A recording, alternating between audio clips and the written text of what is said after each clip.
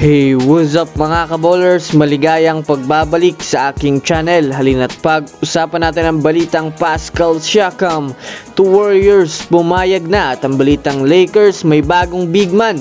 Kilalanin, tara na't pag-usapan natin yan dito sa Basketball Hotshots.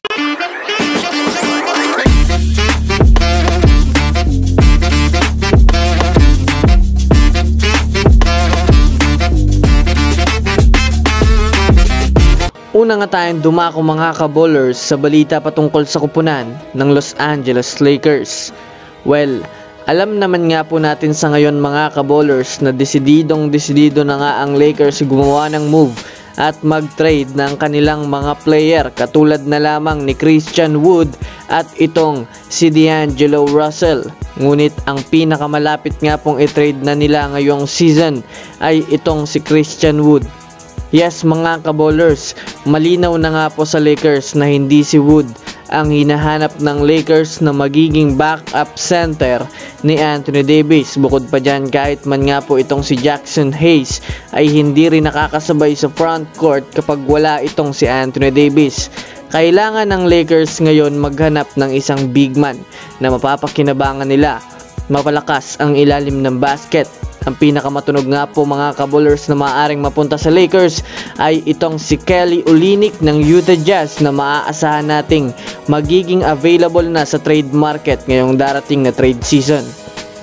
Alam naman nga po natin mga kabowlers na isa nga itong si Kelly Olynyk na talagang maaasahan sa opensa.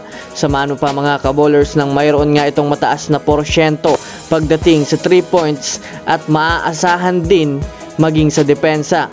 Kaya kung susumadahin nga natin mga kabowlers, bagay na bagay nga ito bilang kapalitan ni Anthony Davis sa Lakers. Samantala, dumako naman tayo ngayon mga kabowlers sa kupunan ng Golden State Warriors. Well, alam naman nga po natin mga kabowlers sa ngayon na kailangan na nga ng Warriors gumawa ng move upang magkaroon ng improvement ang kanilang kupunan. Ayon nga sa pinakabagong impormasyon na lumabas ngayon, si Andrew Wiggins na nga po ang may mataas na tsansang bitawan na ng Warriors dahil na rin sa mataas pa nga ang trade value nito na maaaring makakuha pa ng panibagong star caliber na magbibigay malakas na impact sa kanilang team. Mainit na rin nga po mga kabowlers ang usap-usapan na target na rin nga po ng Warriors ang isa sa mga superstar ng Raptors na si Pascal Siakam. Bukod pa dyan mga kabowlers, pumayag na rin nga daw ang Raptors na ipamigay sa kanila itong si Pascal Siakam. Ngunit hangad nga nila na mapunta pa sa kanila itong si Klay Thompson.